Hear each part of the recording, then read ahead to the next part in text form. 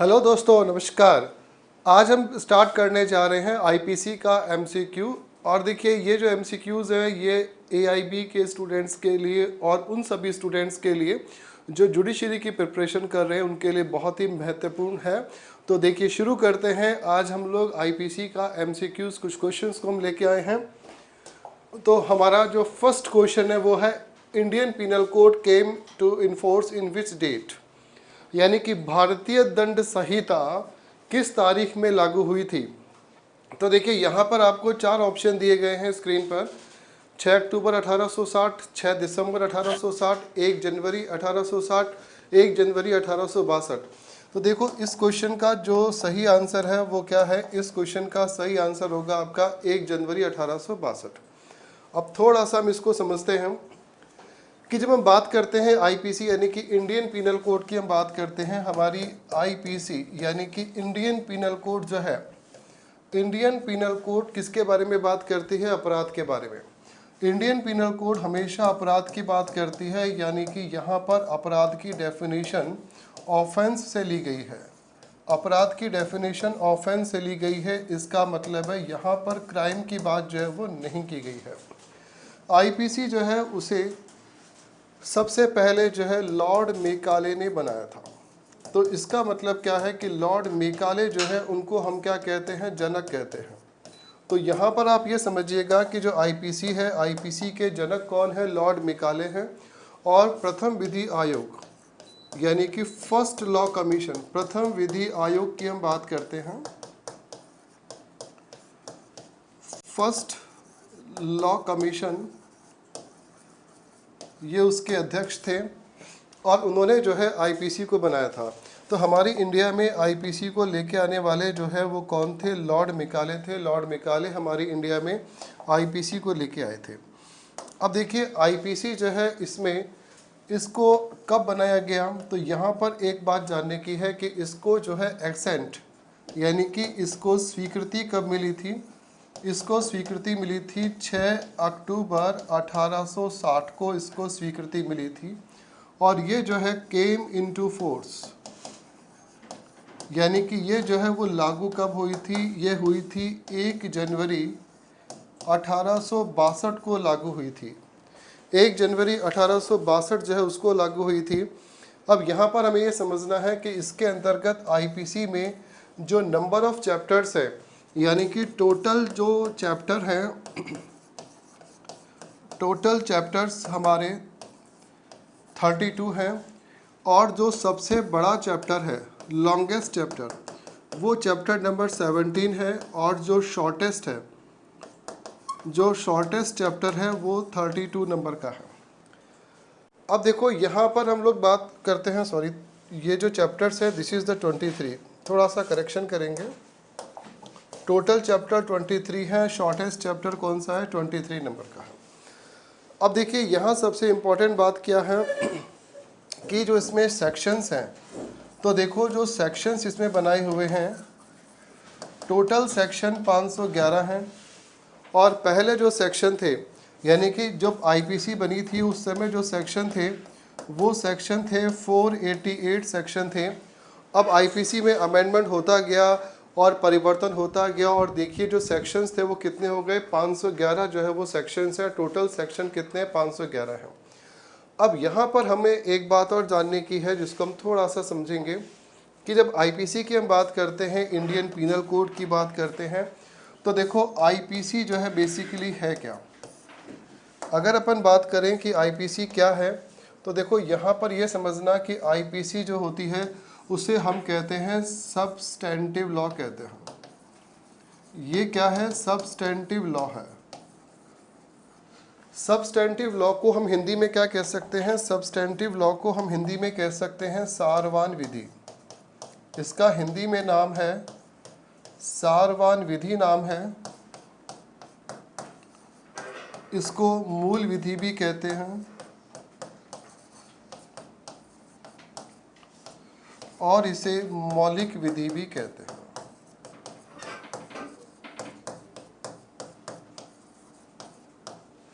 ध्यान से समझिएगा, आईपीसी यानी कि इंडियन पीनल कोड जो हमारा है उसको हम लोग सारवान विधि, मूल विधि या मौलिक विधि कहते हैं।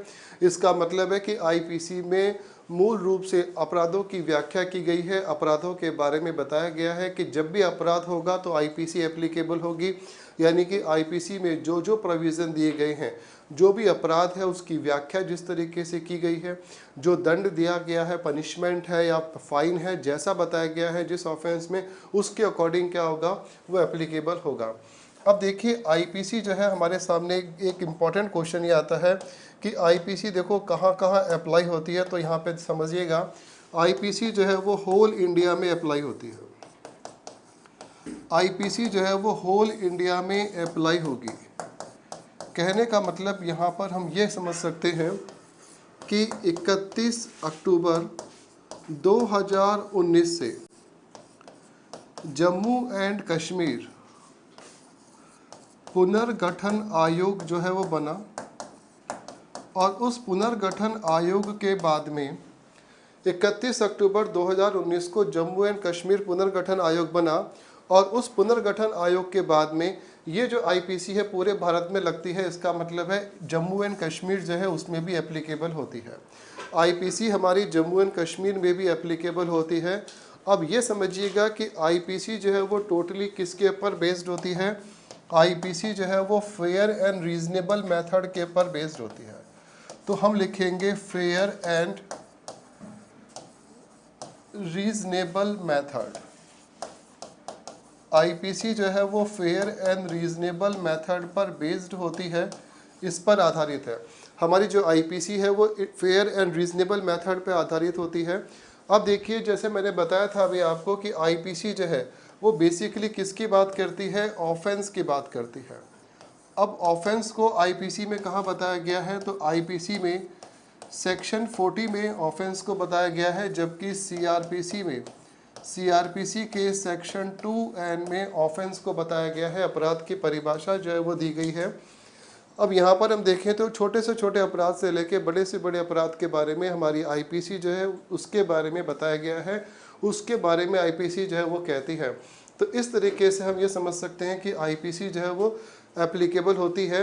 अब देखो अगर आईपीसी में आपको सुधार करना है, अगर हम बात करना चाहते हैं अमेंडमेंट की, तो यहाँ पर ये समझिएगा कि अगर कोई भी व्यक्ति चाहता है, अगर मान लीजिए हमें लगता है कि आईपीसी में अमेंडमेंट करना है, तो अगर आईपीसी में जब अमेंडमेंट करना है तो आईपीसी में अमेंडमेंट करने के लिए हम जाएंगे आईटी एक्ट में। आईटी एक्ट 2000 के अंतर्गत अपन क्या करते हैं, बात करते हैं, और इसको बताया गया है आईपीसी के सेक्शन 4 में बताया गया है। तो आईपीसी का जो सेक्शन 4 है वो हमारा बोलता है कि जो आईपीसी के अमेंडमेंट की बात करता है, जो आईटी एक्ट 2000 के अंतर्गत जो है अपन क्या कर सकते हैं, इसमें अमेंडमेंट कर सकते हैं।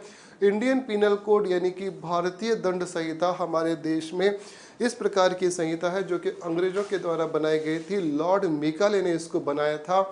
और देखिए यदि आप एआईबी की तैयारी कर रहे हैं और उसके एग्ज़ाम में आईपीसी के संबंध में क्वेश्चंस पूछे जाते हैं, राजस्थान जुडिशरी सर्विसेज में और अदर जुडिशियल सर्विसेज में भी क्वेश्चंस जो है वो पूछे जाते हैं।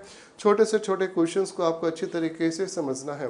तो यहाँ पर क्या होता है कि जब भी अपराध होगा तो आईपीसी अप्लाई होगी, और आईपीसी में जब अपराध नहीं होगा तो आईपीसी अप्लाई नहीं होगी। इसका मतलब है कि आईपीसी इंडियन पीनल कोड केवल और केवल अपराध की व्याख्या करती है, इसके अलावा अन्य किसी बात को नहीं बताती है। तो ये एक बहुत ही अच्छा और महत्वपूर्ण प्रश्न है। चलते हैं हम आगे। अब देखिए हमारा अगला क्वेश्चन है, विच of the following is not an essential element of crime, कि कौन सा ऐसा एलिमेंट है जो कि क्राइम का एसेंशियल एलिमेंट नहीं है। 4 ऑप्शन आपको दिए गए हैं। एक है क्रिमिनल इंटेंशन, और दूसरा है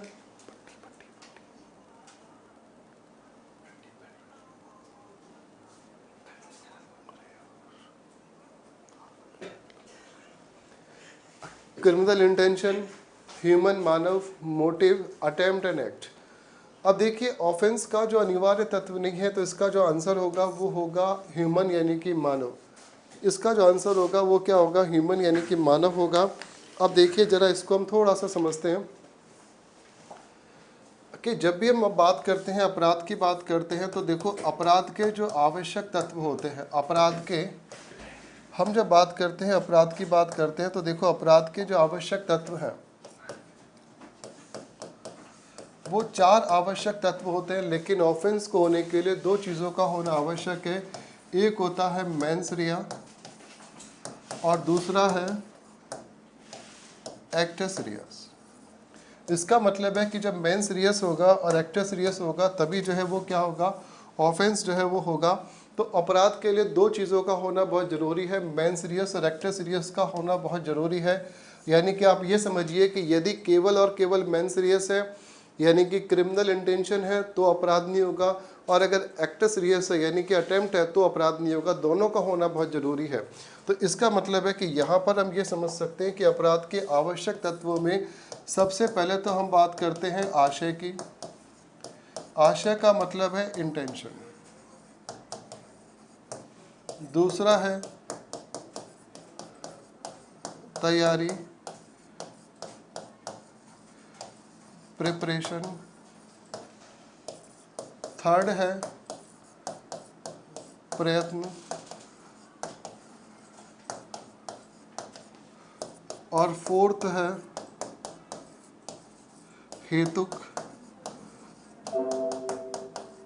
यानी कि मोटिव। अब आप ये समझिएगा कि जब ये 4 तत्व बहुत इंपॉर्टेंट है और इसी को अपन क्या बोलते हैं, एलिमेंट ऑफ ऑफेंस बोलते हैं, अपराध के आवश्यक तत्व जो है वो कहते हैं। अब यहाँ पर हम ये समझते हैं कि जब भी क्या होता है कि अपराध होगा, जब भी ऑफेंस होगा तो ऑफेंस में क्या देखा जाएगा, इंटेंशन यानी कि क्रिमिनल इंटेंशन जो है वो देखा जाता है कि किसी भी व्यक्ति का अपराध करने का आशय जो है वो क्या था, क्रिमिनल इंटेंशन जो है वो बहुत ही महत्वपूर्ण होता है। अब देखो यहाँ पर एक इम्पॉर्टेंट बात ये होती है कि जब भी कोई ऑफेंस होगा तो ऑफेंस में क्या होगा कि ये देखा जाएगा कि किसी भी व्यक्ति ने किस प्रकार का ऑफेंस किया है। अब जब भी हम बात करते हैं आईपीसी की बात करते हैं तो देखो यहाँ पर सबसे महत्वपूर्ण बात क्या होती है कि हमारी भारतीय दंड संहिता में एक बात विशेष रूप से बोली गई है कि यहाँ पर देखो आईपीसी का जो सेक्शन नंबर 8 है वो तो बताता है, जेंडर को बताता है। अब जेंडर में यहाँ पर पुल्लिंग और स्त्रीलिंग दोनों ही शामिल हैं, यानी कि पुल्लिंग भी है और स्त्रीलिंग दोनों ही शामिल हैं। और हम बात करते हैं सेक्शन नंबर 10 की बात करते हैं तो सेक्शन नंबर 10 जो होता है मैन और वुमेन दोनों को डिफाइन करता है। सेक्शन नंबर 10 जो है मैन और वुमेन दोनों को डिफाइन करता है, और आईपीसी का सेक्शन नंबर 8 जो है वो बताता है, जेंडर को बताएगा, यानी कि पुल्लिंग और स्त्रीलिंग दोनों की बात को करता है। अब यहाँ पर हम ये समझ सकते हैं कि आईपीसी में जो है आईपीसी में कहीं पर भी एनिमल की बात नहीं की गई है। इसका मतलब है कि अगर एनिमल के साथ में, अगर मान लीजिए पूरी आईपीसी में कहीं पर भी एनिमल या उससे संबंधित किसी भी प्रकार के ऑफेंस की बात नहीं की गई है। अब अगर कोई भी एनिमल की हम बात करते हैं, यानी कि मान लीजिए अगर किसी का पर्सनल कोई एनिमल है, कोई पैट एनिमल है, उसके अगेंस्ट अगर कोई भी ऑफेंस होता है तो यहाँ पर हम लोग क्या कर सकते हैं, मिसचीफ का ऑफेंस जो है वो लगा सकते हैं। यहाँ पे जो ऑफेंस होगा वो क्या हो जाएगा, मिसचीफ का ऑफेंस जो है वो हो जाएगा। अब देखिए एक महत्वपूर्ण बात यहाँ पर ये हो सकती है कि देखिए कि अगर मान लीजिए कि कोई भी ऑफेंस जो अगर 1 साल के बच्चे के साथ में होता है, यानी कि अगर 1 साल का बच्चा है, 1 ईयर का बच्चा है, या फिर अगर मान लीजिए 100 साल का कोई भी ओल्ड व्यक्ति है, अगर उसके साथ में कोई भी ऑफेंस होता है, किसी भी प्रकार का अपराध होता है, वो अपराध मान लीजिए आईपीसी 302 की धारा के अंतर्गत हुआ है, तो यहाँ पर जो सज़ा है वो बराबर मिलेगी। इसका मतलब है कि जैसे कि अपन जानते हैं कि आईपीसी 302 के अंतर्गत जो सज़ा है, जो पनिशमेंट है वो दिया गया है या तो मृत्यु या फिर आजीवन कारावास या और साथ में जुर्माना, यानी कि दोनों प्रकार का ऑफेंस जो है वो दिया गया है और दोनों प्रकार का दंड जो है वो यहाँ पे दिया गया है। अब देखिए यहाँ पर इस बात को हम थोड़ा सा और समझ सकते हैं कि कहीं पर भी कुछ जो है वो दिए गए हैं, जनरल एक्सेप्शन दिए गए हैं। अब देखो आईपीसी में क्या दिया गया है, जनरल एक्सेप्शन।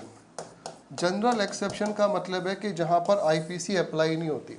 अब देखिए आईपीसी कहाँ का अप्लाई नहीं होती है, तो हम लोग कहेंगे कि आईपीसी सेक्शन 76 से लेके सेक्शन 106, यानी कि जो चैप्टर नंबर 4 है, चैप्टर नंबर 4 में आईपीसी जो है उसमें जनरल एक्सेप्शन की बात की गई है। सेक्शन नंबर 76 से लेकर सेक्शन नंबर 106 जनरल एक्सेप्शन बताते हैं, जो कि आईपीसी के चैप्टर नंबर 4 में हमें बताया गया है। अब देखो यहाँ पर एक महत्वपूर्ण बात हम लोग समझेंगे कि अगर सेक्शन 82 की बात करें, थोड़ा सा समझिएगा इसको, अच्छी तरीके से ध्यान से समझिएगा कि अगर हम बात करते हैं सेक्शन 82 की बात करते हैं, तो सेक्शन नंबर 82 कहता है कि अगर 7 साल से कम उम्र का कोई भी बच्चा है, 7 साल से कम आयु का बच्चा है, अगर वो कोई भी अपराध करता है तो उसे ऑफेंस जो है वो नहीं माना जाएगा। उसके अलावा सेक्शन 83 कहता है कि 7 साल से लेकर और 12 साल तक की आयु का अगर कोई भी व्यक्ति बच्चा है, और बच्चा अगर किस प्रकार का है, बच्चा या शिशु बोला गया है, वो किस प्रकार का है, इमैच्योर है। हम क्या कहते हैं, इमैच्योर है। इमैच्योर का मतलब हो गया अपरिपक्व है। क्या है, अपरिपक्व है, तो उसे हम क्या नहीं मानेंगे, ऑफेंस जो है वो नहीं मानेंगे, और यहाँ पर क्या मिलेगा, उसको लाभ मिलेगा। तो अगर मान लीजिए आईपीसी सेक्शन 83 के अंतर्गत एज जो दी गई है वो 7 साल से लेकर 12 साल तक की दी गई है, और उसके में अगर वो बच्चा इमैच्योर होता है, अपरिपक्व होता है, तो कोई भी ऑफेंस जो है वो नहीं माना जाएगा। सेक्शन 84 हमारा कहता है कि किसी भी विकृत चित्त व्यक्ति के द्वारा किया गया कार्य, विकृत चित्त व्यक्ति द्वारा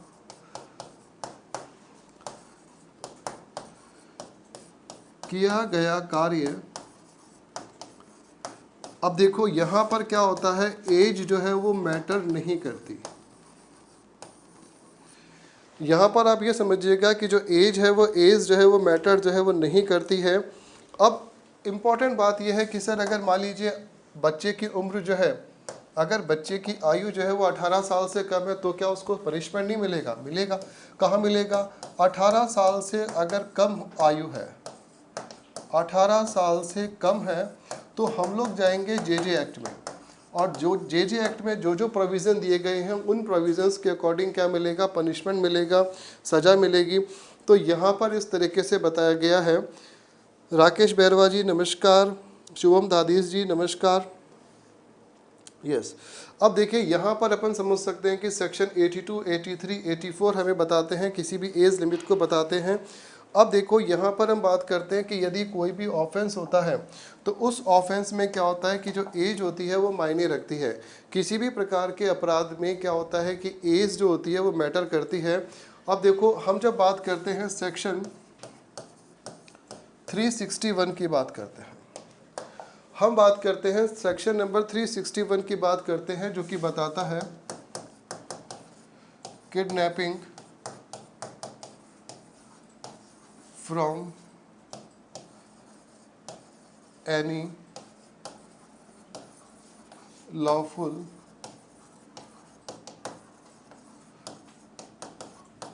गार्जियनशिप। यानी कि अगर मान लीजिए लॉफुल गार्जियनशिप से किसी भी व्यक्ति का, किसी भी बच्चे का क्या हो जाता है, व्यापरण हो जाता है, किसी भी बच्चे का क्या हो जाता है, व्यापरण हो जाता है, तो यहाँ पर क्या होगा कि हम लोग कहेंगे कि एज जो है वो मैटर करती है।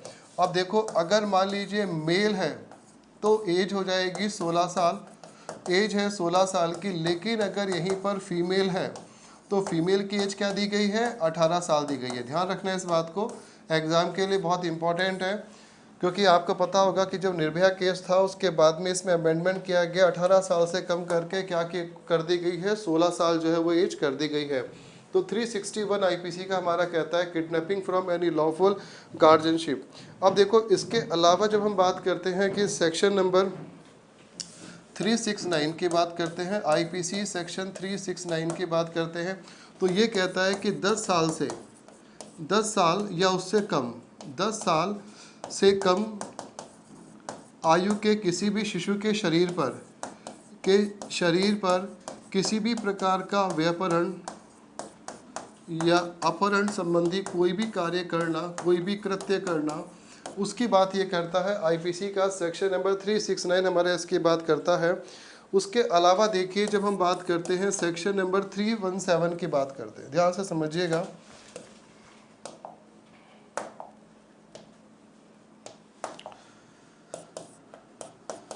आईपीसी सेक्शन 317, आईपीसी सेक्शन 317 हमारा ये कहता है कि अगर मान लीजिए 317 कहता है कि 12 साल से कम, 12 साल से कम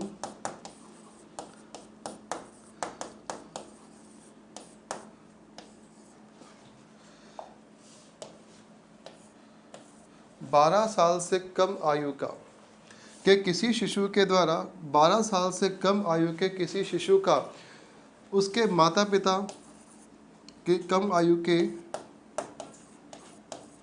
शिशु का माता पिता द्वारा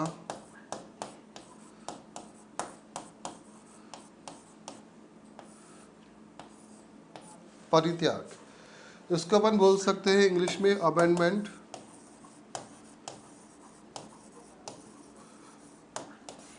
हम इसे क्या कह सकते हैं, अबेंडमेंट कह सकते हैं।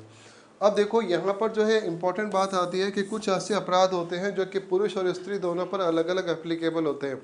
यानी कि हम ये समझ सकते हैं कि कुछ ऐसे अपराध हैं जो केवल और केवल स्त्रियों के ऊपर ही एप्लीकेबल हो सकते हैं, जैसे sexual harassment, rape, sexual assault या फिर दृश्यरतिका। इस प्रकार के जो अपराध होते हैं, स्टॉकिंग के जो अपराध होते हैं, ये अपराध जो है वो केवल और केवल स्त्रियों पर होते हैं। तो यहाँ पर हम समझ सकते हैं कि स्त्री संबंधी अपराध, स्त्री संबंधी अपराध जो है वो हमारे दिए गए हैं। जैसे कि रेप की बात अपन करते हैं तो सेक्शन 375 जो है वो बताता है, रेप को बताता है।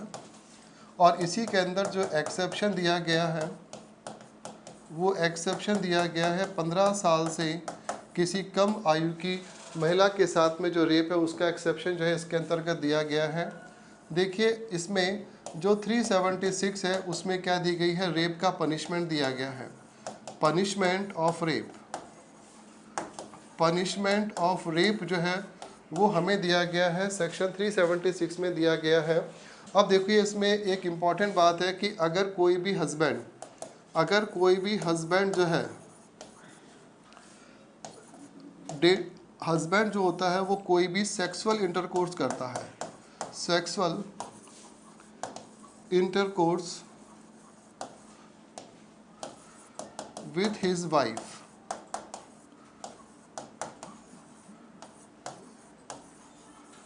बिलो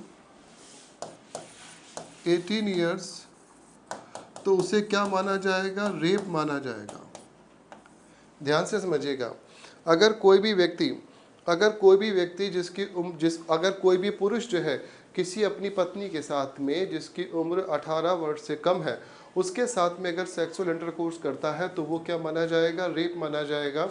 इसके अलावा देखिए आईपीसी के जो सेक्शन 354 से लेके 354D जो है वो सभी जो है वो महिलाओं से संबंधित सेक्शंस हैं।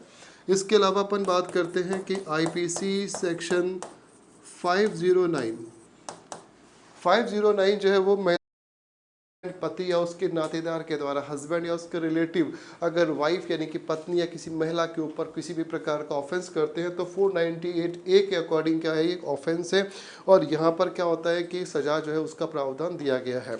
उसके अलावा देखिए एक महत्वपूर्ण बात है वो ये है यहाँ पर कि सेक्शन 292 एंड सेक्शन 293 ये बताता है कि 20 साल के कम आयु के व्यक्ति को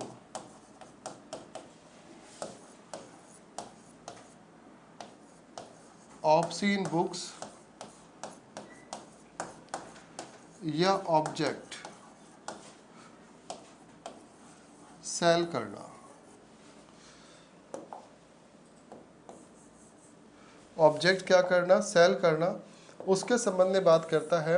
यानी कि अगर कोई भी व्यक्ति जो है, अगर कोई भी व्यक्ति आईपीसी सेक्शन 292 एंड 293 के अकॉर्डिंग अगर कोई भी व्यक्ति 20 साल से कम आयु के किसी भी व्यक्ति को अश्लील पुस्तकें या अश्लील सामग्रियों को बेचता है तो यहाँ पर दंडनीय अपराध है। और यहाँ पर इसका प्रोविज़न दिया गया है आईपीसी के सेक्शन 292 और 293 के अकॉर्डिंग जो है वह दिया गया है। तो इस प्रकार से हम समझ सकते हैं इसको। नेक्स्ट क्वेश्चन है, भारतीय दंड संहिता की धारा 34 के तहत कौन सा तत्व आवश्यक है। अब देखिए यहाँ पर जो हम इसको अगर देखें तो ये जो ऑफेंस जो हमें बताया गया है और यहाँ पर जो है ये बताया गया है कि भाई 34 के तहत कौन सा अपराध आवश्यक है। तो देखिए 4 ऑप्शन आपको दिए गए हैं, तो इसमें जो सही आंसर दिया गया है वो सही आंसर आपका दिया गया है बी ऑप्शन, यानी कि physical presence is necessary for participation but not in all cases. शारीरिक उपस्थिति भागीदारी के लिए आवश्यक है लेकिन सभी मामलों में नहीं। अब इसको थोड़ा सा डिटेल में समझते हैं कि आखिर क्या बात की गई है। देखिए जब भी अपन बात करते हैं 34 की बात करते हैं तो देखो सेक्शन 34 जो होता है वो किसको बताता है, जॉइंट लाइबिलिटी की बात करता है।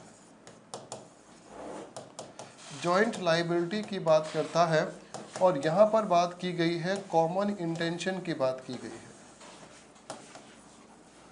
हम यहाँ पर किसकी बात करते हैं, कॉमन इंटेंशन की बात करते हैं। ध्यान से समझिएगा, आईपीसी का सेक्शन 34 जो है वो बताता है कॉमन इंटेंशन जॉइंट लाइबिलिटी की बात करता है। और यही जो बात है वो कहाँ की गई है, हमारे एविडेंस एक्ट में जो है वो की गई है। यही बात जो है वो कहाँ की गई है, एविडेंस एक्ट में की गई है। अब अगर हम बात करते हैं सेक्शन 149 की बात करते हैं तो सेक्शन नंबर 149 हमारा कहता है अनलॉफुल असेंबली, यानी कि ऑफेंस, यानी कि कोई भी जो पनिशमेंट होता है, हम यहाँ पे बात कर सकते हैं कि पनिशमेंट फॉर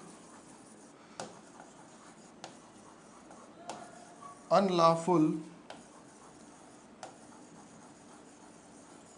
असेंबली।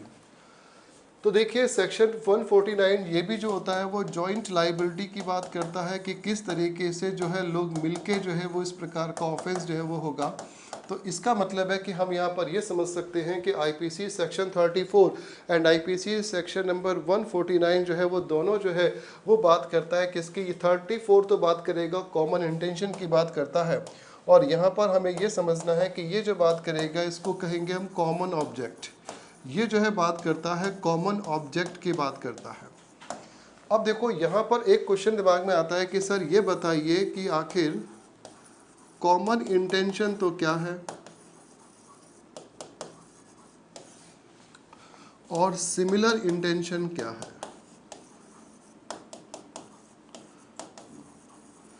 कि कॉमन इंटेंशन तो हम किसे कहते हैं और सिमिलर इंटेंशन किसे कहते हैं।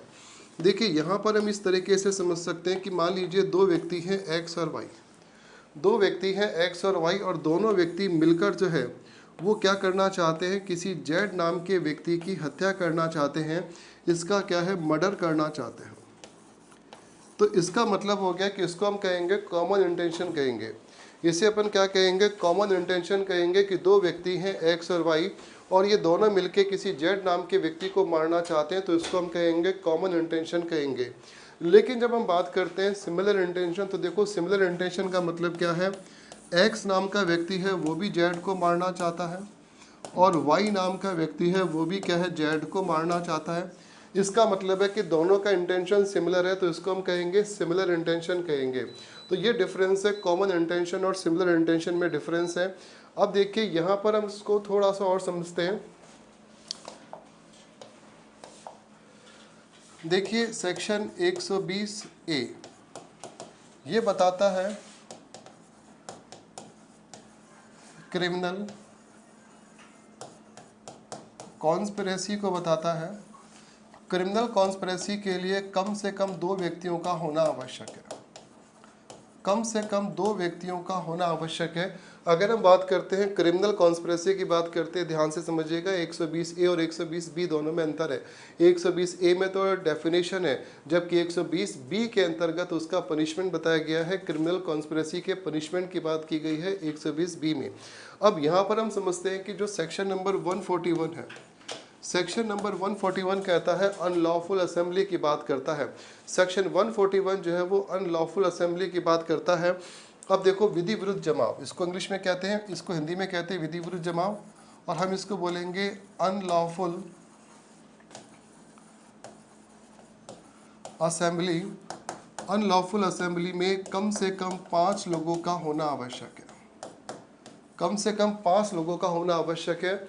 उसके बाद देखिए हम बात करते हैं सेक्शन 159। हम देखिए यहाँ पर बात करेंगे 159 जो है वो किसकी बात करेगा? एफ्रे। एफ्रे का मतलब होता है दंगा, और देखिए दंगे में कम से कम 2 लोगों की होना आवश्यक है। कम से कम 2 व्यक्तियों का होना आवश्यक है।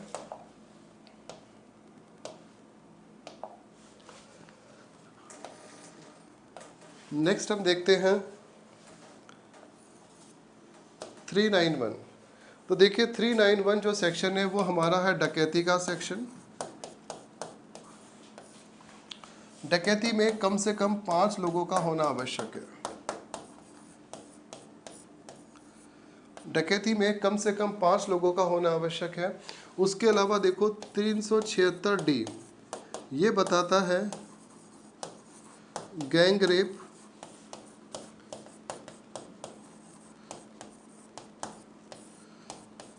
सामूहिक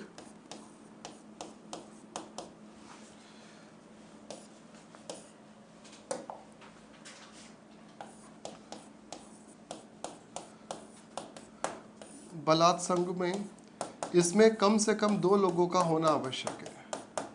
कम से कम 2। देखिए हमारे बैरक में डेफिनेशन लिखी गई है 376D के अंतर्गत कि 1 से अधिक व्यक्ति हो। तो 1 से अधिक का मतलब है कम से कम 2 व्यक्ति हों, तो क्या माना जाएगा? तो जो है वो गैंगरेप का ऑफेंस जो है वो उस तरीके से है, तो उसमें कम से कम 2 व्यक्तियों का होना आवश्यक है, मैंडेटरी है। तो इसका मतलब है कि यहाँ पे जॉइंट लाइबिलिटी होती है। तो आईपीसी का जो सेक्शन 34 है वो कहता है कॉमन इंटेंशन कहता है।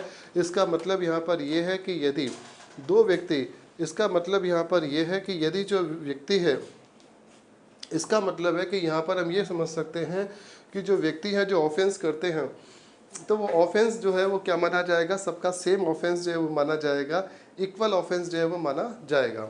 चलिए नेक्स्ट हम देखते हैं, अगले प्रश्न की ओर हम चलते हैं। नेक्स्ट क्वेश्चन, सामान्य आशय का प्रावधान किस धारा के अंतर्गत दिया गया है? जैसा अभी अपन लोगों ने समझा है कि कॉमन इंटेंशन का जो सिद्धांत है वो सेक्शन 34 में दिया गया है। किसी भी ऑफेंस को करने के लिए अगर 1 से ज़्यादा व्यक्ति जो है वो मिलकर कोई भी ऑफेंस करते हैं, तो इसका मतलब है कि ये माना जाएगा कि वो जो ऑफेंस है उन्होंने सबने मिलके किया है। इसका मतलब है कि यहाँ पर मैं ये कहना चाहूँगा कि अगर A, B,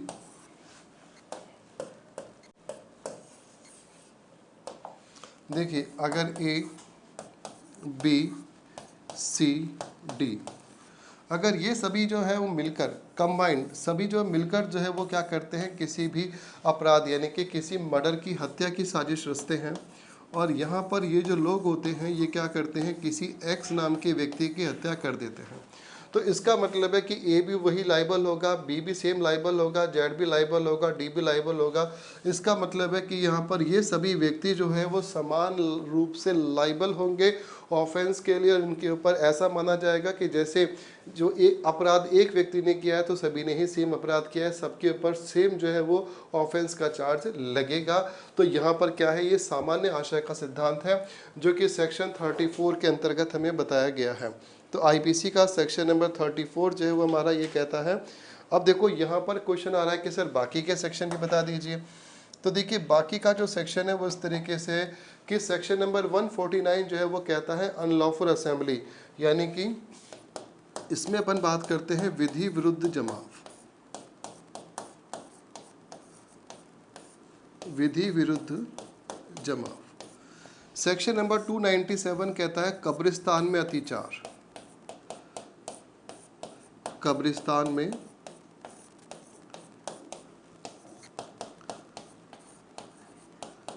अत्याचार की बात करता है।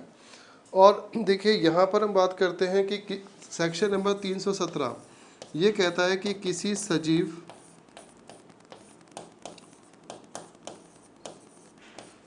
सजीव शिशु की मृत्यु कारित करना, किसी सजीव और अजात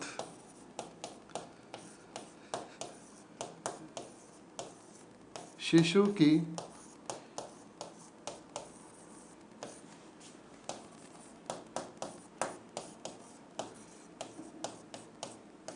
मृत्यु कारित करना। तो इस तरीके से हम ये समझ सकते हैं कि सेक्शन नंबर 34 जो है वो कॉमन इंटेंशन की बात करता है। और यहाँ पर जो कॉमन इंटेंशन जो होता है वो ध्यान से समझना, कॉमन इंटेंशन जो है वो क्या क्रिएट करता है, जॉइंट लाइबिलिटी जो है वो क्रिएट करता है। इस बात को भी समझिएगा। कॉमन इंटेंशन का मतलब है कि यहाँ पर क्या क्रिएट होता है, जॉइंट लाइबिलिटी जो है वो क्रिएट होता है। और इसको समझिएगा कि यहाँ पर एविडेंस के लिए ये क्या है, पर्याप्त जो है वो प्रूफ होता है। तो इस तरीके से अपन ये समझते हैं कि यहाँ पर क्या होता है, जॉइंट लाइबिलिटी या जॉइंट पार्टनरशिप की थ्योरी जो है, जॉइंट पार्टनरशिप का सिद्धांत जो है वो इसमें एप्लीकेबल होता है आईपीसी के सेक्शन 34 में। नेक्स्ट है जुर्माने की वसूली कितनी अवधि में की जा सकती है। तो देखिए अपने को 4 ऑप्शन दिए गए हैं, तो हमारा जो सही आंसर है इस क्वेश्चन का वो होगा 6 ईयर। जुर्माने की जो वसूली है वो किस में की जा सकती है, 6 साल के अंतर्गत जो है वो की जा सकती है। अब आईपीसी में जो फाइन है उसका प्रोविज़न जो है वो दिया गया है सेक्शन नंबर 70 में। आईपीसी के सेक्शन नंबर 70 में जो है इसका प्रावधान जो है वो दिया गया है कि कोई भी व्यक्ति जो है अगर उसके ऊपर कोई लाइबिलिटी है, किसी भी डेब्ट की या किसी भी फाइन की जो है लाइबिलिटी है, तो वो जो लाइबिलिटी से मृत्यु होने के बाद भी वो जो है उससे मुक्त नहीं हो सकता, उसे अपनी लाइबिलिटी को पूरा करना होगा। अब यहाँ पर ये समझते हैं कि जो इम्प्रिजमेंट है, तो इम्प्रिजमेंट में यहाँ पर जो है रिकवरी बिल जो है वो प्रोविज़न दिया गया है सेक्शन नंबर 70 में। अब यहाँ पर क्या होता है कि सेक्शन नंबर 70 में देखो ध्यान से समझना कि जब भी कोई मजिस्ट्रेट किसी को फाइन सुनाता है तो फाइन जो है वो एक प्रकार का क्या माना जाता है, सेंटेंस जो है वो माना जाता है। अब अगर व्यक्ति फाइन देने में सक्षम है तो ठीक है, और फाइन देने में सक्षम नहीं है तो उसकी प्रॉपर्टी से जो है वो फाइन को वसूल किया जा सकता है। अब इसे किस प्रकार से थोड़ा सा हम इसको प्रैक्टिकल अप्रोच को लेके समझते हैं कि देखो मान लेते हैं कि अगर कोई व्यक्ति है, मान लीजिए ये कोई व्यक्ति है, ए नाम का कोई व्यक्ति है और इसके ऊपर क्या लगा, फाइन लगा। इसके ऊपर जो है फाइन लगा, मान लेते हैं 2 लाख रुपए का इसके ऊपर क्या लगा है, जुर्माना फाइन लगा है। अब ये जो व्यक्ति है वो फाइन जो है वो देने में असक्षम है, यानी कि ये फाइन जो है वो नहीं दे सकता। या फिर मान लीजिए यहाँ पर क्या है, डिफ़ॉल्ट ऑफ फाइन हो गया। ये क्या है, डिफ़ॉल्ट ऑफ फाइन है, या फाइन देने में असक्षम है। अब क्या होगा, जब ये फाइन देने में असक्षम है तो इसका मतलब क्या होगा है कि इसको क्या दिया जाएगा, जेल का प्रावधान है, इसको क्या मिलेगा, पनिशमेंट जो है वो मिलेगा। अब इसका मतलब क्या है कि यहाँ पर हम ये समझते हैं कि इसमें जो है इसको सज़ा का प्रावधान है। अब इसको क्या है कि अगर ये फाइन नहीं दे पाता तो इसको क्या है कि हम ये मान सकते हैं कि 6 महीने की अधिकतम सज़ा का प्रावधान है, इसको क्या मिलेगी, 6 माह की सज़ा। अब ये जो 6 माह की सज़ा है वो क्या है, एक प्रकार की एडिशनल सज़ा मान सकते हैं। इसको हम क्या मानेंगे, एडिशनल सज़ा मानेंगे। एडिशनल का मतलब है कि यहाँ पर ये जो सज़ा होगी इसको फाइन भी देना पड़ेगा और 6 महीने की सज़ा जो है भुगतनी होगी इसको। अब यदि मान लीजिए व्यक्ति जो है वो क्या कहता है, व्यक्ति 6 महीने की सज़ा भुगतने को तैयार है कि सर मेरे पास में तो पैसे नहीं है, आप मुझे फ़ाइन दे दो। अब अगर मान लीजिए ये जो व्यक्ति है, ये व्यक्ति जो है वो सज़ा भुगतने को तैयार है, ठीक है, और ये कहाँ है, सज़ा भुगत ली इसने, इम्प्रिजमेंट में है। अब यदि मान लीजिए कि ये जो है सज़ा भुगत लेता है तो उसके बाद में क्या होगा, यानी कि उसके बाद जब ये 6 माह के बाद में आता है तो मुझे ये बताइए फटाफट से कि क्या 6 माह के बाद में जब ये जो सज़ा काट के आ गया तो क्या ये फाइन से मुक्त हो जाएगा या इसको फाइन भी देना पड़ेगा। फटाफट से मुझे कमेंट करके बताइए, कमेंट बॉक्स में लिख के बताइएगा कि क्या इसे जुर्माना देना पड़ेगा 6 महीने के बाद में भी। क्या इसके पास में जैसे ये जेल से बाहर आएगा 6 महीने की सज़ा काट के, तो क्या इसके ऊपर जुर्माना लगेगा या नहीं लगेगा? मुझे फटाफट से कमेंट बॉक्स में बताइएगा जी। यस, इसके ऊपर जुर्माना लगेगा, ये जुर्माने से नहीं बच सकता। इसके ऊपर जो जुर्माना लगाया गया था वो जुर्माना लगेगा। और यदि इसके पास में जुर्माना देने को नहीं है तो यहाँ पर क्या होगा, इसकी प्रॉपर्टी से वसूल किया जाएगा। जो इसकी प्रॉपर्टी है उस प्रॉपर्टी से जो है जुर्माना वसूल किया जाएगा। इसका मतलब है कि इसकी प्रॉपर्टी से जुर्माना इसको देना पड़ेगा। तो इसका मतलब क्या हुआ कि कोई भी व्यक्ति जो है वो अपनी डेप्ट की लाइबिलिटी से बच नहीं सकता। इसके ऊपर क्या होगा कि इसको जुर्माना जो है वो देना पड़ेगा। इसको जो ऊपर जो है वो क्या होगा कि जुर्माना लगेगा। अब यहाँ पर वसूली कितने सालों में की जा सकती है? 6 वर्ष में की जा सकती है, 6 साल में की जा सकती है। कहने का मतलब है कि कोई भी व्यक्ति जो है जो जुर्माना है उसको 6 साल के अंतर्गत जो है वो दे सकता है। अगर 6 साल के अंदर भी वो नहीं दे पाता है जुर्माना तो उसकी प्रॉपर्टी से जुर्माना जो है वसूल किया जाएगा। और व्यक्ति मृत्यु के उपरांत भी जो उसके ऊपर डेप्ट है, जो उसके ऊपर ऋण है, जो उसके दायित्व है, लाइबिलिटी है, उससे वो बच नहीं सकता, उसको देना ही पड़ेगा। नेक्स्ट क्वेश्चन, काफ़ी अच्छा क्वेश्चन है ये। देखिए, केस लॉ से संबंधित क्वेश्चन जुडिशरी के एग्ज़ाम में बहुत बार पूछे जाते हैं। और ये मान के चलिए कि कोई भी स्टेट का एग्ज़ाम हो, चाहे वो गुजरात जीएस का एग्ज़ाम है या फिर उत्तरांचल का एग्ज़ाम है या राजस्थान का एग्ज़ाम है, एमपी का एग्ज़ाम है, हर स्टेट के एग्ज़ाम में केस लॉ से संबंधित क्वेश्चंस पूछे जाते हैं। AIBE के एग्ज़ाम में भी केस लॉ से संबंधित जो है वो क्वेश्चंस पूछे जाते हैं। अब देखिए यहाँ पर जब हम बात करते हैं कि which case is related to the principle of joint liability. अब देखियो, हम लोग जब बात करते हैं प्रिंसिपल ऑफ जॉइंट लाइबिलिटी की बात करते हैं तो यहाँ पर ये समझिएगा, प्रिंसिपल ऑफ जॉइंट लाइबिलिटी जो है वो सेक्शन 34 में किस सेक्शन के अंतर्गत जो है वो बात की गई है इसकी। अब देखो, हमारा जो पहला जो सेक्शन है, फर्स्ट हमारा क्वेश्चन दिया गया है, फर्स्ट हमारा जो केस दिया गया है क्वीन वर्सेस टॉल्सन का केस है। दूसरा है रेक्स वर्सेस गोविंद का केस है।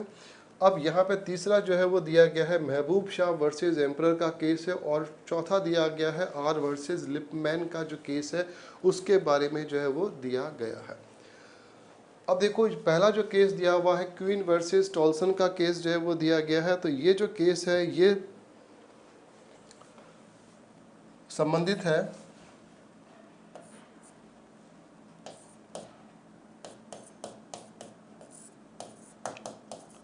मानव अपराध से संबंधित है। रेक्स वर्सेस गोविंद का जो संबंध है वो संबंध है, इस केस का संबंध है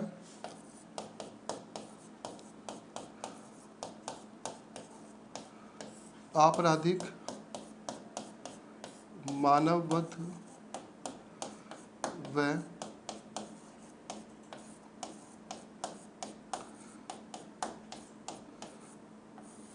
हत्या में अंतर। महबूब शाह वर्सेस एम्परर का केस है, ये संबंधित है संयुक्त दायित्व के सिद्धांत पर। और ये जो केस है इसका संबंधित है मत्यता के आधार पर।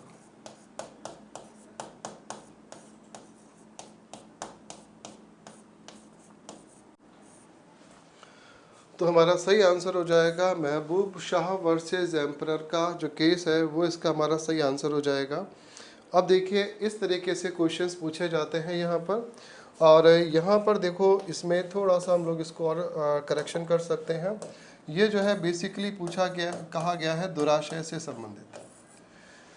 क्वीन वर्सेस मॉल्शन जो है वो दुराशय से संबंधित है। तो यहाँ पर इस तरीके से हमारे केस लॉ से संबंधित एग्जाम में क्वेश्चंस पूछे जाते हैं। ये प्रश्न बहुत बार एग्जाम में पूछा गया है, ध्यान से समझिएगा।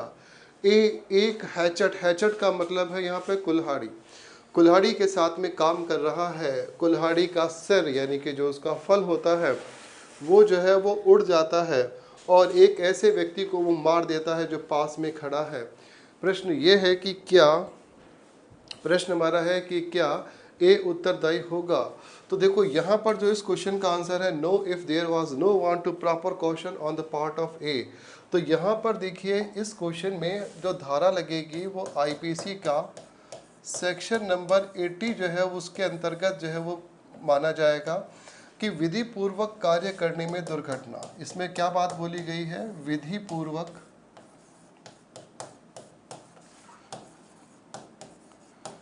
कार्य करने में दुर्घटना। तो यहाँ पर देखो ये कोई भी अपराध नहीं होता, यानी कि इसको हम क्या मानेंगे, कोई भी ऑफेंस जो है वो ये नहीं है और इसमें किसी भी प्रकार की सज़ा का प्रावधान जो है वो नहीं दिया जाएगा। अब अगर यहाँ पर बात की जाती है इंडियन एविडेंस एक्ट की बात की जाती है, तो देखिए इंडियन एविडेंस एक्ट में section number 15, Indian evidence act का सेक्शन नंबर 15 जो है वो बात करता है कि अगर कहीं पर भी एक्सीडेंट है या इंसिडेंट है, यानी कि कोई भी जो फैक्ट है वो फैक्ट कैसे है, रिलेवेंट फैक्ट है या इररिलेवेंट फैक्ट है, ये उसकी बात करता है।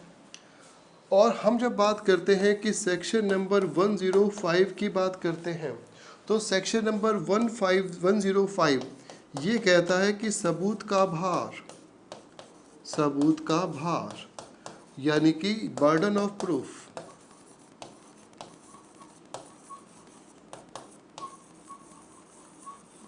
तो देखो बर्डन ऑफ प्रूफ यहाँ पर किसके पास में होगा, विक्टिम के पास होगा। उसे कोर्ट में साबित करना होगा कि उसके ऊपर कोई भी ऑफेंस हुआ है, और इस प्रकार से हम यहाँ पर ये समझ सकते हैं कि बर्डन ऑफ प्रूफ जो है वो किसके ऊपर होगा, वो जो है वो होगा विक्टिम के ऊपर होगा। तो इस क्वेश्चन के आंसर में हम बात करेंगे आईपीसी सेक्शन 80 की बात करेंगे। अब एक बात और समझिएगा कि यदि विधि पूर्वक कार्य हो रहा है, लॉफुल कोई भी वर्क हो रहा है, पूरी सावधानी बरती गई है, अच्छी तरीके से कोई भी कार्य किया गया है और उस समय अगर कोई दुर्घटना हो जाती है तो वह व्यक्ति लायबल नहीं है। इसका वृत्तांत इस प्रकार से है कि एक व्यक्ति जो है, एक बार एक व्यक्ति जो है किसी जंगल में जाकर एक पेड़ से कुछ लकड़ियों को काट रहा था और उसने वहाँ पे पूरी सुरक्षा बरती थी और जंगल में आसपास कोई व्यक्ति नहीं था, ना ही कोई जानवर था, और वो जो है वो कुल्हाड़ी से उस पेड़ की लकड़ियों को काट रहा होता है। तभी अचानक से वहाँ से एक व्यक्ति गुजरता है और गलती से, या ये कहें कि कोई अनहोनी होती है, और कुल्हाड़ी जो है उसका जो फलक्रम यानी कि कुल्हाड़ी का जो आगे का हिस्सा होता है वो अचानक से छूटता है, गिर जाता है और उछलकर जो है जा रहे व्यक्ति के सिर पर लगता है और उसकी मृत्यु हो जाती है। तो यहाँ पर सेक्शन 80 के अंतर्गत जो है जो व्यक्ति जो लकड़हारा है, जो वुड कटर है, उसे बचाव मिलेगा क्योंकि उसने विधि पूर्वक कार्य किया था और ये जो दुर्घटना थी वे विधि पूर्वक कार्य करते समय हो गई थी। लेकिन दूसरी तरफ अगर वही लकड़हारा, वही वुड कटर जो है, अगर वही वुड कटर जो है, अगर वही वुड कटर जो है अगर किसी शहर के बीचों बीच में किसी पेड़ की लकड़ियों को काट रहा होता और उसने किसी प्रकार की सुरक्षा का ध्यान नहीं रखा होता तो वो लाइबल होता, तो वो जो है वो क्या होता, लाइबल होता, जिम्मेदार होता, और यहाँ पर उसका ऑफेंस जो है वो दंडनीय होता। नेक्स्ट हमारा क्वेश्चन है, against which of the following offence right to private defence of body is available. तो देखो यहाँ पर क्या है कि किस ऑफेंस के अकॉर्डिंग जो है, किस ऑफेंस में जो है ये दिया गया है, इसको हम थोड़ा सा समझते हैं। अब देखो यहाँ पर जो बेसिकली जब बात अपन करते हैं तो किस ऑफेंस के अंतर्गत दिया गया है ये, तो assault with intention of rape की बात करते हैं, assault with intention of grievous hurt की हम बात करते हैं, assault with intention of satisfy unnatural lust, और लास्ट ऑप्शन है ऑल ऑफ द अबव। तो हमारा इस क्वेश्चन का आंसर होगा ऑल ऑफ द अबव। यानी कि निजी रक्षा, निजी सुरक्षा की जब बात अपन करते हैं, यानी कि प्रॉपर्टी की बात, अपन खुद की रक्षा की बात करते हैं, तो देखो यहाँ पर हम लोग किस तरीके से समझ सकते हैं कि जब बात करते हैं कि प्राइवेट डिफेंस की बात करते हैं, प्राइवेट डिफेंस ऑफ बॉडी की बात करते हैं, तो देखो यहाँ पर दो तरीके से रक्षा हो सकती है। एक तो हम बात कर सकते हैं बॉडी की रक्षा कर सकते हैं, और एक हम बात कर सकते हैं प्रॉपर्टी की बात कर सकते हैं। एक तो प्रॉपर्टी की रक्षा हो सकती है और एक किसकी रक्षा हो सकती है, बॉडी की रक्षा हो सकती है। अब देखो यहाँ पर इस बात को समझना कि बॉडी की रक्षा के लिए हमारे जो दिया गया है वो दिया गया है चैप्टर नंबर 16, और यहाँ पर दिया गया है चैप्टर नंबर 17। चैप्टर नंबर 16 तो कहता है बॉडी की सुरक्षा की बात करता है, जबकि चैप्टर नंबर 17 जो है वो प्रॉपर्टी की सुरक्षा की बात करता है। तो इस क्वेश्चन का आंसर हो जाएगा D option, all of the above. अब देखो नेक्स्ट हमारा प्रश्न है, विच one of the following act is not a mode of abatement under the IPC, कि ऐसा कौन सा ऑफेंस है जो कि अबैटमेंट का ऑफेंस नहीं है। अब इसमें देखो 4 ऑप्शन दिए गए हैं, हमारा सही आंसर हो जाएगा इसमें अटेम्प्ट का। अब यहाँ पर थोड़ा सा हम लोग ये समझते हैं कि जब हम बात करते हैं अबैटमेंट की बात करते हैं, तो देखो अबैटमेंट का जो सेक्शन दिया गया है आईपीसी में, आईपीसी के अंतर्गत सेक्शन नंबर 107 जो है, आईपीसी के अंतर्गत जो है 107 जो है वो दिया गया है, और यहाँ पर दिया गया है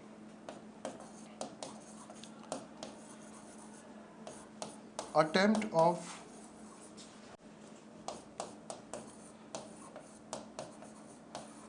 अबैटमेंट दिया गया है, अटेम्प्ट ऑफ अबैटमेंट दिया गया है। अब देखो यहाँ पर क्या हो गया कि यहाँ पर हम लोग ये समझ सकते हैं अटेम्प्ट ऑफ अबैटमेंट, और इसको थोड़ा सा और डिफाइन करके अपन लिखें तो देखो यहाँ पर इसको कंप्लीटली डिफाइन करके इसको लिखा जा सकता है, और यहाँ पर हम लोग ये कह सकते हैं कि कॉन्स्पिरेसी ऑफ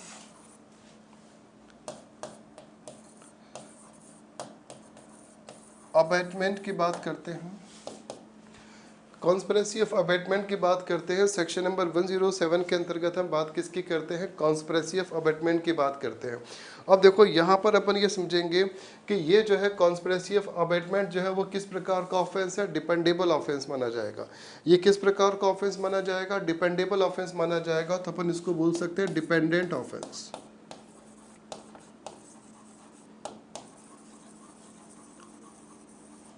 इसके अलावा अगर बात की जाती है सेक्शन 120A की बात की जाती है, तो यहाँ पर क्या है, क्रिमिनल कॉन्स्पिरेसी की बात करते हैं अपन लोग। क्रिमिनल कॉन्स्पिरेसी जो है बेसिकली, क्रिमिनल कॉन्स्पिरेसी जो है वो एक प्रकार का इंडिपेंडेंट ऑफेंस माना जाता है। तो इसका मतलब है यहाँ पर क्या होगा कि क्रिमिनल कॉन्स्पिरेसी में किसी भी प्रकार की डिपेंडेंसी नहीं है। तो यहाँ पर हम लिखेंगे section 120A, that is the criminal conspiracy, or this is the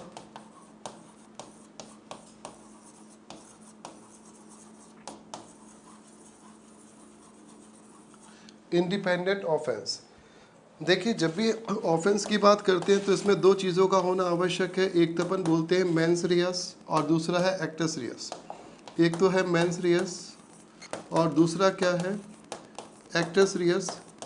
केवल अकेला जो एक्टस रियस है वो ऑफेंस जो है वो नहीं कर सकता, दोनों का होना आवश्यक है। मेंस रियस भी चाहिए और एक्टस रियस भी चाहिए, दोनों का होना कंपलसरी होता है। इसका मतलब क्या होता है कि जब भी कोई क्रिमिनल कॉन्स्पिरेसी होगी, हम जब बात करते हैं क्रिमिनल कॉन्स्पिरेसी की बात करते हैं, तो क्रिमिनल कॉन्स्पिरेसी के लिए एक्टस रियस जो है उसका होना बहुत ही ज़रूरी होता है। तो इसका मतलब क्या हो गया कि केवल ओनली अटेम्प्ट, यानी कि ओनली अटेम्प्ट जो है वो ऑफेंस जो है वो नहीं है। साथ में क्या होना चाहिए, इंटेंशन जो है वो होना चाहिए। अगर ये दोनों हैं तभी क्या माना जाएगा, ऑफेंस जो है वो माना जाएगा। अगर इंटेंशन भी है और अटेम्प्ट भी है तो क्या माना जाएगा, ऑफेंस माना जाएगा। इसका मतलब है कि एक्टर सीरियस और मेन सीरियस दोनों का होना आवश्यक है। क्रिमिनल माइंड, क्रिमिनल इंटेंशन भी चाहिए, साथ साथ अटेम्प्ट भी होना जरूरी है। इसका मतलब है कि अगर केवल और केवल देखो प्रिपरेशन है तो ऑफेंस नहीं है, अगर मोटिव है तो ऑफेंस नहीं है, और अगर केवल मेन सीरियस है लेकिन एक्टर सीरियस नहीं है तो भी ऑफेंस नहीं है। यानी कि हमने मन में सोच लिया कि किसी के साथ में अपन को कोई अपराध करना है, किसी से बदला लेना है, लेकिन हमने कोई भी ऑफेंस नहीं किया, तो इसका मतलब है कि केवल और केवल मेन सीरियस ऑफेंस नहीं है। तो मेन सीरियस के साथ में क्या होना जरूरी है, एक्टर सीरियस का होना बहुत ही जरूरी है। तो मेन सीरियस और एक्टर सीरियस दोनों ही मिलके क्या बनाते हैं, अपराध बनाते हैं। तो जब भी कोई ऑफेंस होता है तो ऑफेंस में सबसे पहले देखा जाता है कि उसका इंटेंशन क्या था, क्योंकि अटेम्प्ट तो वो ऑलरेडी कर चुका, और अगर अटेम्प्ट जो है वो गुड फेथ में हुआ है और उसका कोई इंटेंशन नहीं था तो इसका मतलब है कि वो ऑफेंस नहीं माना जाएगा। तो वो क्या है, ऑफेंस जो है वो नहीं माना जाएगा। इसका मतलब है कि देखो यहाँ पर हम इस तरीके से समझ सकते हैं, यहाँ पर हम इस तरीके से समझ सकते हैं कि एक व्यक्ति एक्स है और एक व्यक्ति क्या है, वाई है। हम इसको इस तरीके से समझ सकते हैं कि एक व्यक्ति एक्स है और एक व्यक्ति क्या है, वाई है।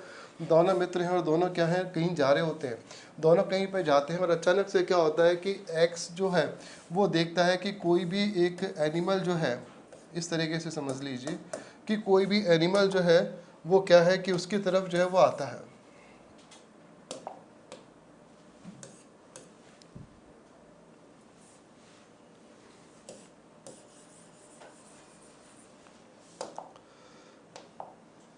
समझिएगा, एक्स और वाई जो है वो अचानक से कहीं जा रहे होते हैं और अचानक से एक्स देखता है कि कोई एनिमल जो है वो वाई की तरफ आ रहा है। तो वो सोचता है एक्स कि ये क्या करेगा, वाई को हर्ट करेगा। तो एक्स क्या करता है, वाई की जान को बचाता है। इसका मतलब है ये क्या करता है, सेविंग करता है। और सेविंग करते हुए यहाँ पर क्या होता है कि जो वाई होता है वो पास में कुछ झाड़ियाँ बुशेस होती है, उन बुशेस के ऊपर गिर जाता है और उसके लग जाती है, वो हर्ट हो जाता है। तो यहाँ पर एक्स ने कोई ऑफेंस नहीं किया, क्योंकि जो उसका अटेम्प्ट जो था वो गुड फेथ में था और उसके में कोई भी मेन सीरियस नहीं थी। इसका मतलब है कि इस कंडीशन में किसी भी प्रकार का ऑफेंस जो है वो नहीं माना जाएगा। नेक्स्ट हमारा प्रश्न है, abatement commission of offence by the police और बाय द, अब देखो उसको थोड़ा सा हम करेक्शन करेंगे। यहाँ पे गलती से पुलिस वर्ड जो है वो लिखा हुआ आ गया है और यहाँ पर होना चाहिए था पब्लिक, यहाँ पर होना चाहिए था पब्लिक। तो यहाँ पर अपन देखेंगे पुलिस द्वारा नहीं है बल्कि पब्लिक द्वारा, जनता के द्वारा। इसको अपन क्या लिखेंगे, पब्लिक। ठीक है, तो देखो पब्लिक द्वारा या 10 से अधिक व्यक्तियों के द्वारा अपराध के लिए उकसाने के लिए जो दंडनीय अपराध है वो है सेक्शन नंबर 117 में। बहुत ही डेंजरस सेक्शन है ये 117, और इसमें पता है आपको लोगों को कि इसमें 10 से ज़्यादा व्यक्ति अगर किसी भी धार्मिक सभा, किसी भी धर्म सभा या किसी भी मंदिर मस्जिद वगैरह में जाकर अगर किसी भी प्रकार का पोस्टर चिपका देते हैं, किसी भी प्रकार का अपराध करते हैं, किसी भी प्रकार से धार्मिक भावनाओं को भड़काने का अपराध करते हैं, तो यहाँ पर क्या होता है कि दंडनीय अपराध होता है। और ये माना जाता है कि ये क्या है, लोगों की धार्मिक भावनाओं को उकसाने के लिए किया गया अपराध है।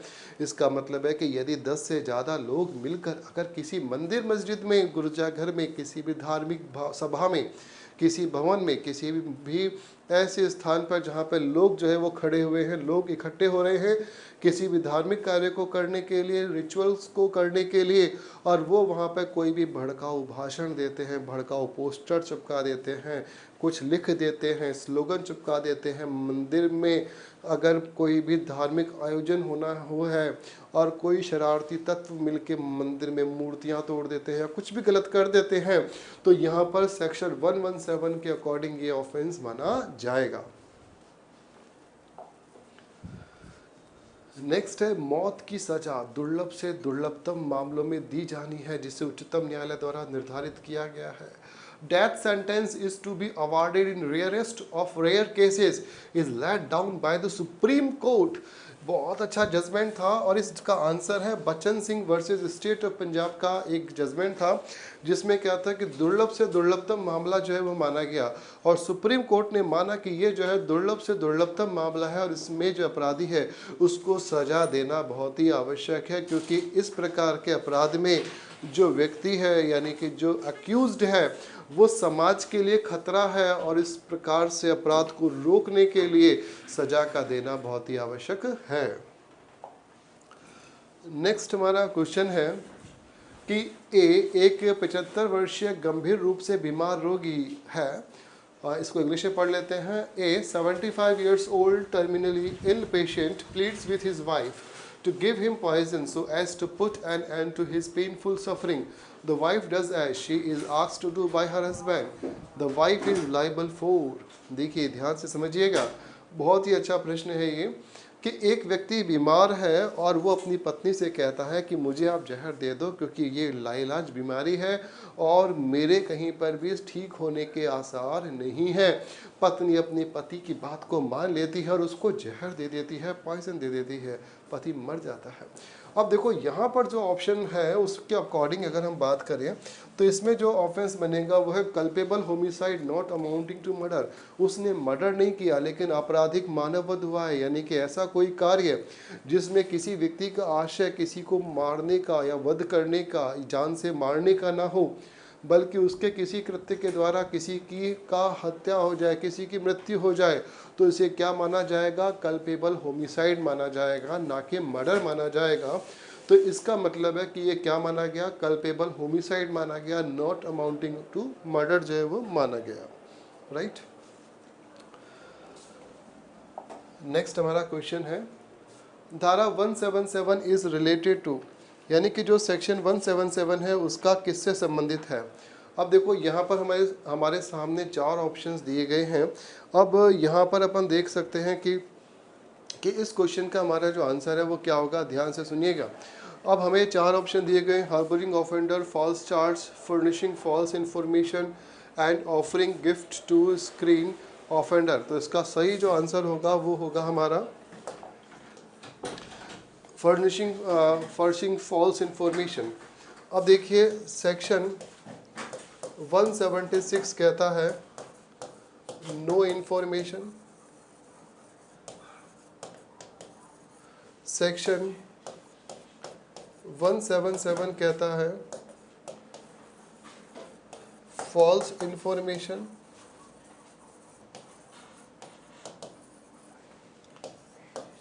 सेक्शन 182 इसका मतलब है कि पब्लिक सर्वेंट को पब्लिक सर्वेंट को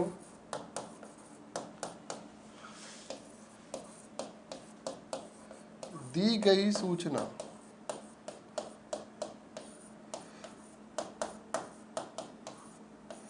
किसी को हर्ट करने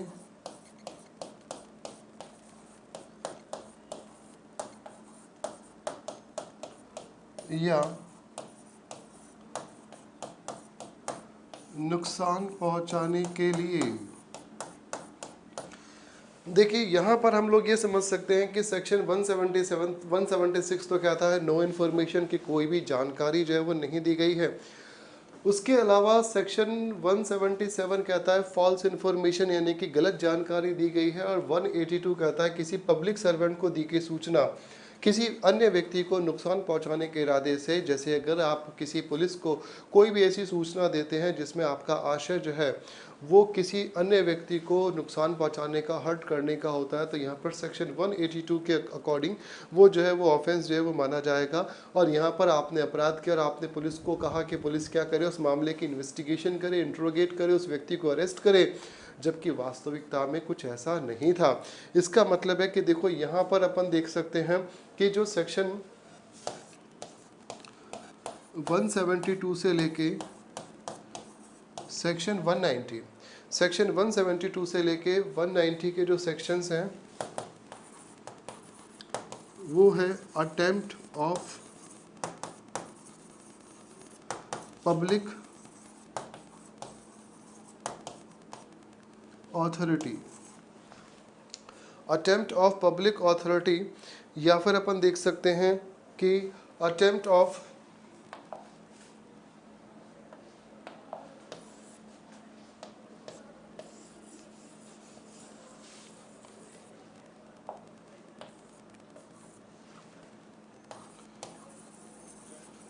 lawful authority of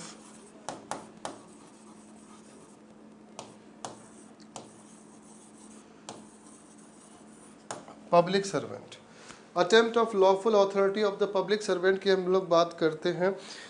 इसका मतलब क्या होता है कि यहाँ पर आप देख सकते हैं कि सेक्शन 172 से लेके 190 के जो सेक्शन है, तो इसका मतलब है कि धारा 177, ये जो हमारी जो धारा है 177, ये किसके अंतर्गत आएगी?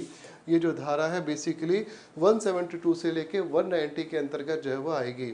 अब एक विशेष बात का ध्यान रखिएगा कि अगर आप कहीं पर भी कोर्ट में जाते हैं, यदि आप जो है वो कोर्ट में जाते हैं और कोर्ट में जाकर किसी भी प्रकार की कोई भी फॉल्स इंफॉर्मेशन देते हैं,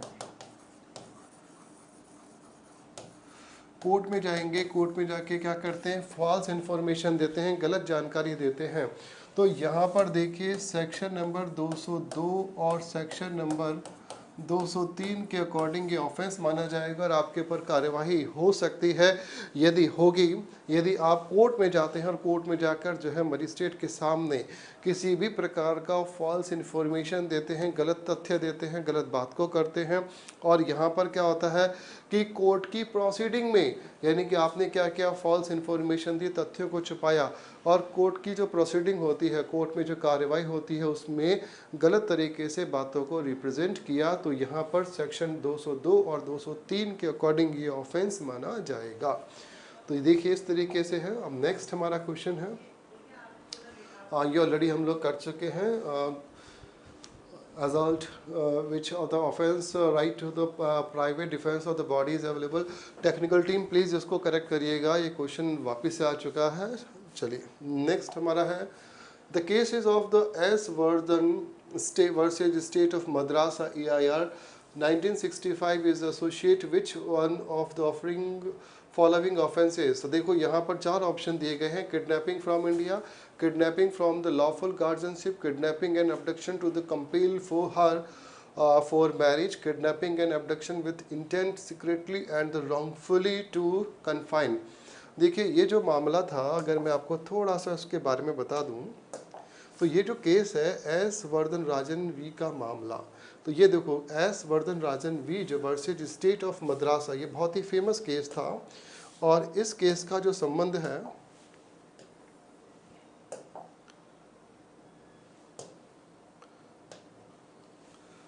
ये एक बहुत ही फेमस केस था। इस केस का जो संबंध था, वो संबंध था kidnapping from the lawful guardianship से। क्योंकि आपको मैं बता दूं कि आप लोगों के एग्जाम में केस लॉ से संबंधित क्वेश्चंस जो है वो पूछे जाते हैं। यहाँ पर देखो सेक्शन 361 का ऑफेंस ये बनेगा, ये जो ऑफेंस बनेगा वो बनेगा सेक्शन 361 का ऑफेंस बनेगा किडनैपिंग फ्रॉम लॉफुल गार्जियनशिप। इसमें देखिए अगर कोई भी मेल है तो मेल की जो एज है वो तो 16 वर्ष है, लेकिन अगर कोई भी फीमेल है तो फीमेल की जो एज है वो 18 वर्ष है। तो फीमेल की एज कितनी दे रखी है? 18 वर्ष दी हुई है, और मेल जो है उसकी एज कितनी है? 16 वर्ष है। इसका मतलब है कि इसमें ये बताया गया है इस धारा में कि यदि मान लीजिए कोई भी व्यक्ति जो है किसी भी बच्चे का अपहरण कर लेता है जो किसी भी माता पिता या उसके संरक्षक के गाइडेंस में है, उनके संरक्षण में है, उसका व्यापहरण कर लेता है, किडनैपिंग कर लेता है, जिसमें लड़के की उम्र तो 16 वर्ष है और लड़की की उम्र 18 वर्ष से कम है, तो यहाँ पर जो है वो ऑफेंस माना जाएगा, सेक्शन 361 का जो ऑफेंस जो है वो माना जाएगा। तो देखिए इस प्रकार से ये हमारे कुछ क्वेश्चंस हैं जो कि आईपीसी से रिलेटेड कुछ हमारे आज एमसीक्यूज थे। आई होप बहुत एक अच्छे क्वेश्चंस का हम लोगों ने एक सिलसिला जारी रखा है। देखिए आप कोई भी एग्ज़ाम की तैयारी कर रहे हो, चाहे वो जुडिशरी का एग्ज़ाम हो, चाहे वो AIB का एग्ज़ाम हो, चाहे आप राजस्थान का कोई एग्ज़ाम दे रहे हो जुडिशरी का, या फिर आप किसी अदर स्टेट के जुडिशरी का एग्ज़ाम दे रहे हो, आईपीसी इंडियन पिनल कोड में जो ऑब्जेक्टिव क्वेश्चंस पूछे जाते हैं वो केस लॉ से संबंधित होते हैं। उसके अलावा आपके बेयर एक्ट में से क्वेश्चंस पूछे जाते हैं, कॉन्सेप्चुअल क्वेश्चंस होते हैं। तो यहाँ पर आप लोगों की प्रिपरेशन जो है वो इस तरीके से डेप्थ में होनी चाहिए कि आपको हर एक बात की पूरी जानकारी हो कि कौन सा केस किस तरीके से था। दूसरी बात है कि आपको एक दूसरे से रिलेट करते हुए इन चीज़ों को पढ़ना है। आपस में जितने भी एक्ट हैं, जितने भी एक्ट बने हुए हैं, उन सबको आपस में रिलेट करते हुए आप पढ़ें, उनको समझते हुए आपको पढ़ना है। देखिए, ये जो हमारी क्लासेस है बहुत ही लिमिटेड क्लासेस हैं। यदि आपको डिटेल में पढ़ना है तो हमारा क्लासरूम प्रोग्राम है, आप उसको ज्वाइन कर सकते हैं। हमारी क्लासेस को आप ज्वाइन कर सकते हैं, रेगुलर क्लासरूम को आप ज्वाइन कर सकते हैं, जो हमारा कंप्लीट कोर्स है उसको आप ज्वाइन कर सकते हैं। आगे भी हम इस तरीके के आपके लिए वीडियोस बनाते रहेंगे। Thank you, good bye.